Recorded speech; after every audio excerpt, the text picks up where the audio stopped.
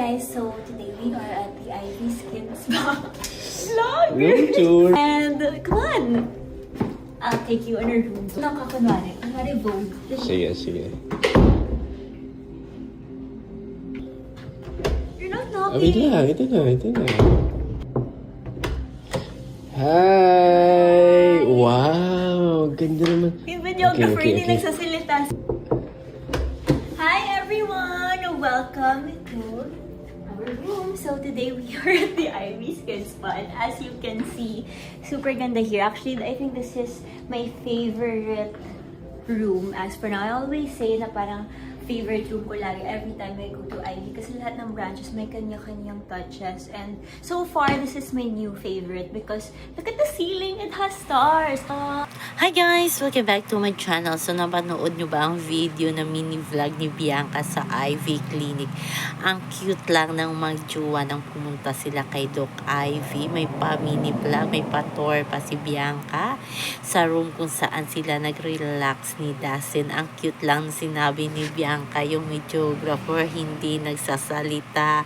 Si Dustin talaga, as in kaya niyang sakyan ang mga trip ng kanyang GF na si Bianca Di Vera. Sobrang cute lang ng Dasbea, as in talaga siguro magiging forever na sila na tulad ng Milaso na naging produkto ng PBB. Sana all lang, diba? Yun ang wish natin para sa kanila na tumagal sila kasi swak na swak talaga ang ugali nilang dalawa. Sa kabilang banda, nag-umpisa na ng mag-shooting si Dustin sa movie ng GM Fiang na Almost Us. Yes, nasa shooting na nga si Dustin at medyo busy na siya sa kanyang trabaho. Sabi nga ni Fiang sa isang video, hinatid pa ni Bianca si Dustin. Nandyan kanina si Baba. Sabi ni Fiang sa video, binuking pa naman itong si Dustin.